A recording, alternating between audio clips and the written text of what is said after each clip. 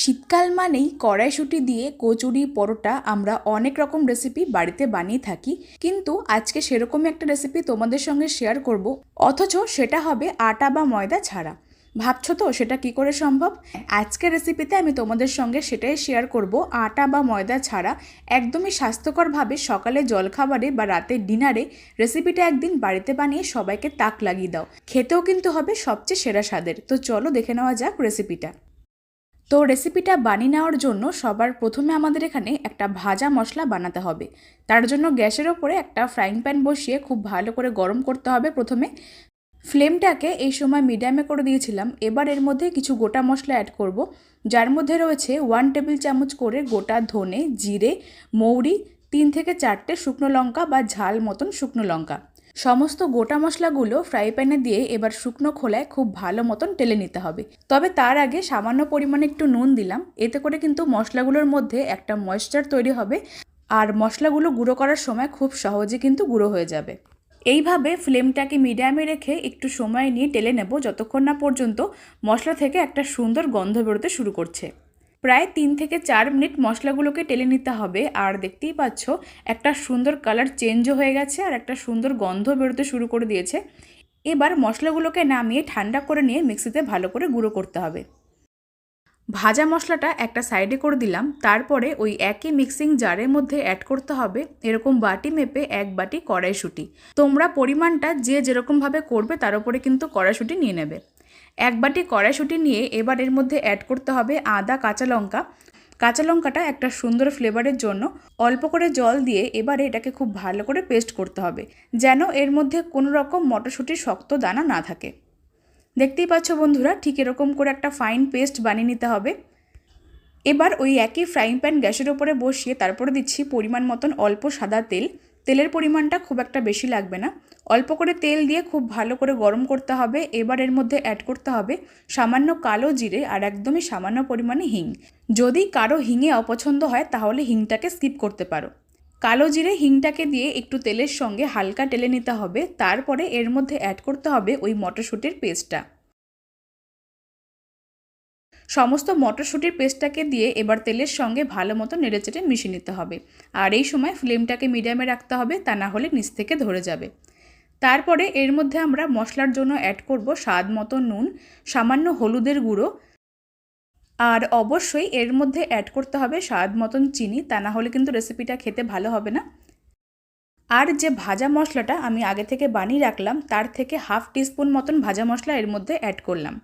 সমস্ত মশলাগুলোকে দিয়ে আরেকবার ভালো মতো নেড়েচেড়ে মিশিয়ে নিতে হবে, যতক্ষণ না পর্যন্ত কড়াইশুঁটির মিশ্রণটা আপনা আপনি প্যান থেকে ছেড়ে আসছে আর একটা আঠালো ভাব চলে আসছে।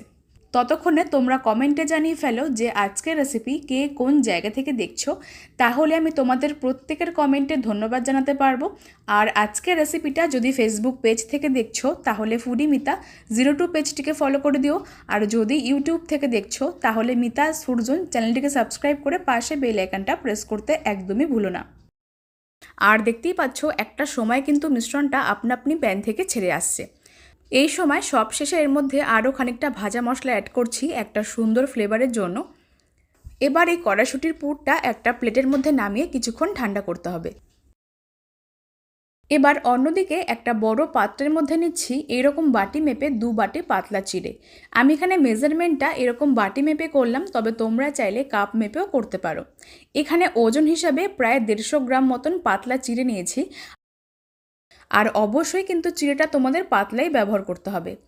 পাতলা চিড়ে নিয়ে প্রথমে আমি এখানে একটু চেলে নিয়েছিলাম।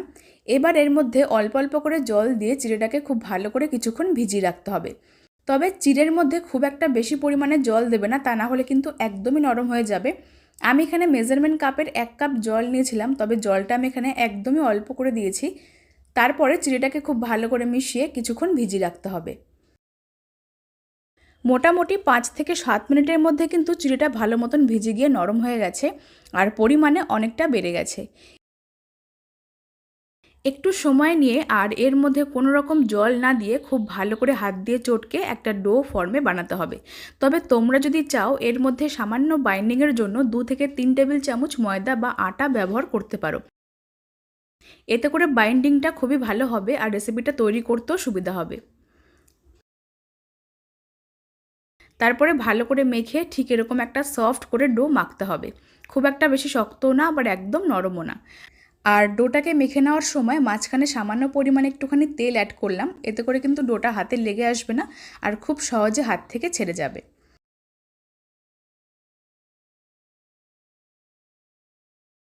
দেখতেই পাচ্ছ বন্ধুরা, ঠিক এরকম করে একটা সফট ডো মেখে নিতে হবে। আর চিড়ের ডোটাকে মেখে নিয়ে এটা কিন্তু রেস্টে রাখার দরকার নেই, সঙ্গে সঙ্গে আমরা এর থেকে লেচি কেটে নিচ্ছি। আমি এখানে ইচ্ছে মতন মাঝারি সাইজ রেখে লেচিগুলোকে কেটে নিচ্ছি, তবে তোমরা চাইলে ছোট বড় করে কাটতে পারো। এবার তার থেকে একটা লেচি নিয়ে কার্ডবোর্ডের ওপরে কিছুটা পরিমাণে প্রথমে শুকনো ময়দা অথবা আটা ছড়িয়ে দিতে হবে। তারপরে এর থেকে একটা লেচি নিয়ে খুব ভালো করে প্রথমে গোল পাকিয়ে একটু আলতো হাতে প্রথমে বেলতে হবে। শুকনো ময়দা অথবা আটা ব্যবহার করে বেললে খুব সহজে কিন্তু বেলতে পারবে। একটু আলতো করে প্রথমে বেলে একটা জায়গা করতে হবে, তবে তোমরা চাইলে কাঁচটা হাত দিয়ে বাটির মতন শেপ করতে পারো। এবার এর মধ্যে প্রয়োজন মতন কিছুটা কড়াইশুঁটির পুর দেব। আর পুরটা খুব একটা বেশিও যেন না হয়, আবার একদম কম দিলে কিন্তু ভালো লাগবে না খেতে। প্রয়োজনে যদি এই সময় একটু হাতে লেগে যায় তাহলে সামান্য ময়দা হাতে মাখিয়ে খুব ভালো করে মুখটাকে বন্ধ করবে, তা না হলে কিন্তু হাতে লেগে আসবে।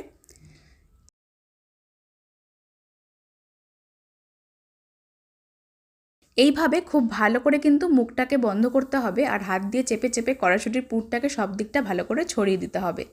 এবার শুকনো ময়দা অথবা আটা ব্যবহার করে আলতো করে বেলতে হবে।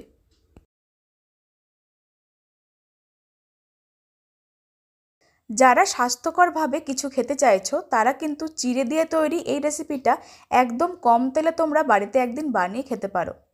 আটা ময়দা ছাড়া এইভাবে রেসিপিটা বাড়ির সকলকে বানিয়ে দিলে তারা কিন্তু পুরোপুরি অবাক হয়ে যাবে আর প্রথমে বিশ্বাসই করতে পারবে না যে এটা আটা ময়দা ছাড়া বানানো হয়েছে।